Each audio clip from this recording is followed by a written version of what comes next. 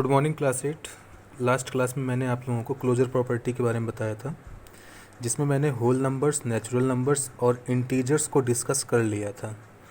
आज मैं डिस्कस करने जा रहा हूँ रेशनल नंबर को, जो इस टॉपिक का सबसे इम्पॉर्टेंट पार्ट है। अब रेशनल नंबर में क्लोजर प्रॉपर्टी डिस्कस करनी है तो फर्स्ट ऑफ ऑल हमें डिस्कस करना होगा एडिशन को, कि क्या रेशनल नंबर का एडिशन जो होता है वो वापस रेशनल नंबर ही आता है या कुछ और आता है। तो आइए चेक करते हैं। तो जनरली जो रेशनल नंबर होते हैं उनको हम लोग फ्रैक्शनल के फॉर्म में लिखते हैं, जनरली लोग यही जानते हैं। हालांकि रेशनल नंबर सारे नंबर्स होते हैं। तो चलो देख लेते हैं। जैसे मैंने लिखा हुआ है 2/3 + 5/3। ठीक, तो 2/3 क्या है बेटा? एक रेशनल नंबर है। 5/3 क्या है? ये भी एक रेशनल नंबर है। मैंने इन दोनों को ऐड किया। देखो, जब फ्रैक्शंस का एडिशन होता है तो first of all denominator check किया जाता है। तो यहाँ डिनोमिनेटर देखो दोनों का सेम है। तो जब डिनोमिनेटर सेम होता है तो ऊपर के न्यूमरेटर्स आपस में ईजिली ऐड हो जाते हैं, सीधे सीधे। तो 5 + 2 7/3। ये जो 7/3 आया, ये भी क्या है? ये भी तो एक रेशनल नंबर ही है।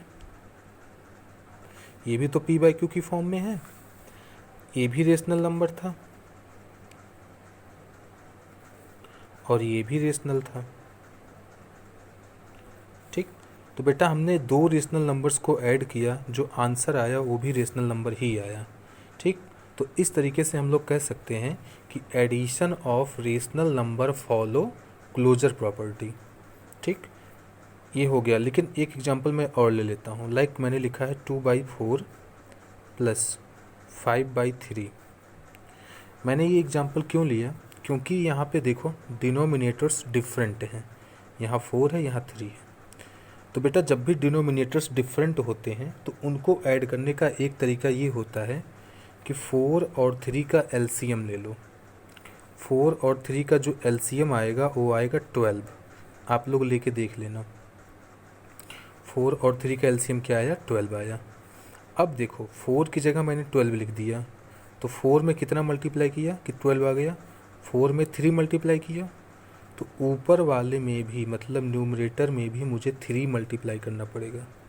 तो 2 × 3 प्लस, अब इस 3 की जगह भी मैंने यहाँ पे क्या लिख दिया? 12 लिख दिया। क्यों? क्योंकि एलसीएम 12 आया था। अब 3 से 12 गया, इसका मतलब 3 में 4 मल्टीप्लाई किया होगा, तभी तो 12 आया। तो ऊपर वाले नंबर में भी मुझे 4 मल्टीप्लाई करना पड़ेगा। तो मैं यहाँ पे लिखूँगा 5 × 4। ठीक, तो ये आंसर क्या हो गया? 6/12 प्लस ये क्या हो गया? 20/12। तो 20 + 6 क्या हो जाएगा? 26/12। तो बेटा जो 26/12 आया, ये क्या है? ये तो एक रेशनल नंबर है। ठीक, और सिमिलरली 2/4 एंड 5/3 भी तो रेशनल है।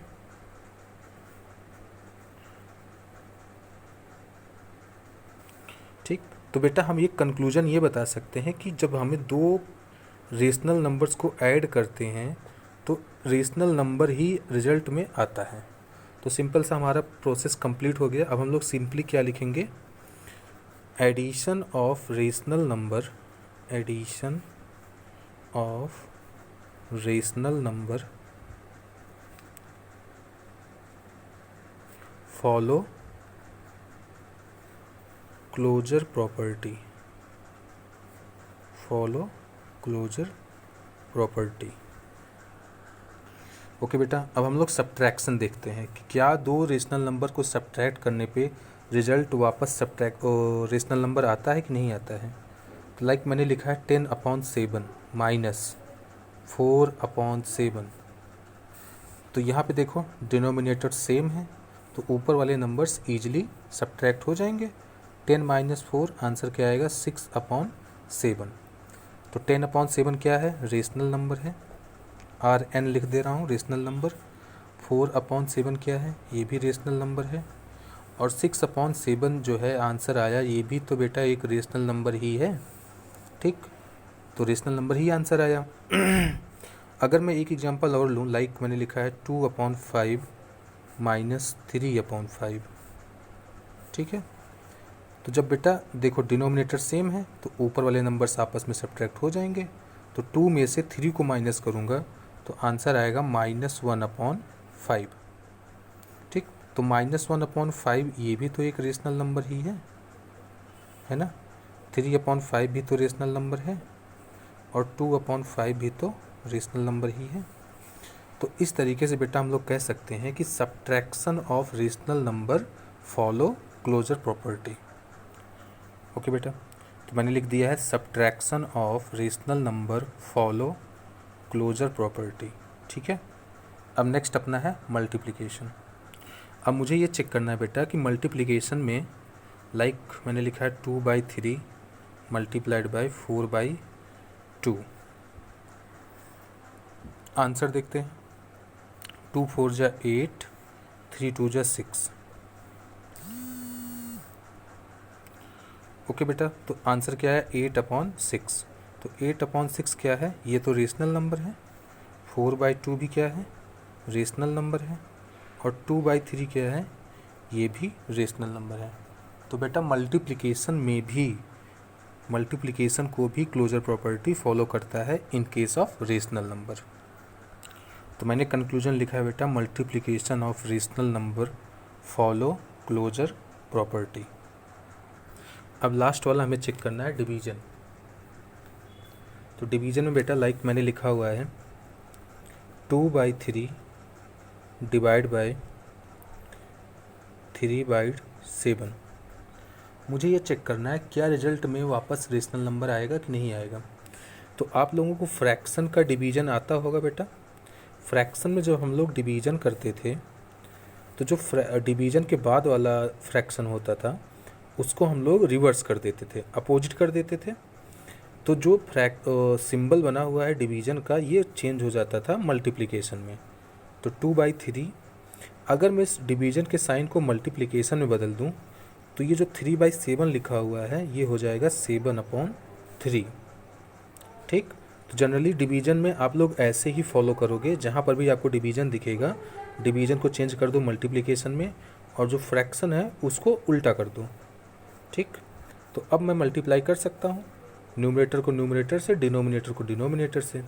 तो 2 × 7 हो जाएगा 14 और 3 × 3 9। तो बेटा जो आंसर आया ये तो रेशनल नंबर है।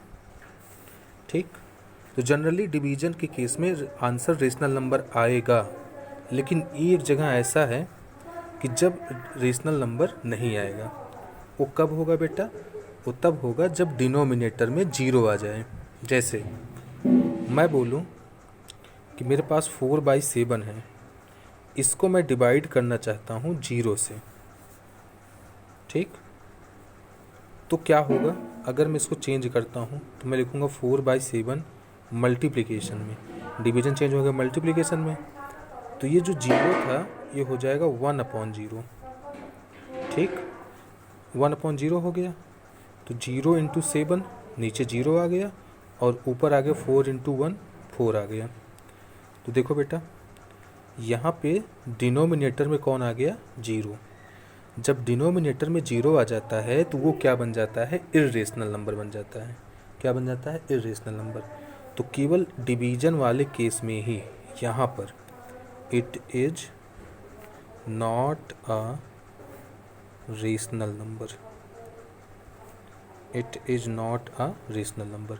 तो केवल 4/0 जब हम किसी नंबर को 0 से डिवाइड करेंगे तभी ऐसा केस है जब हमको रेशनल नंबर नहीं मिलेगा। तो बेटा एक केस ऐसा है जब हमें रेशनल नंबर नहीं मिलेगा। तो हम लोग ये कह सकते हैं कि division of rational number does not follow closure property.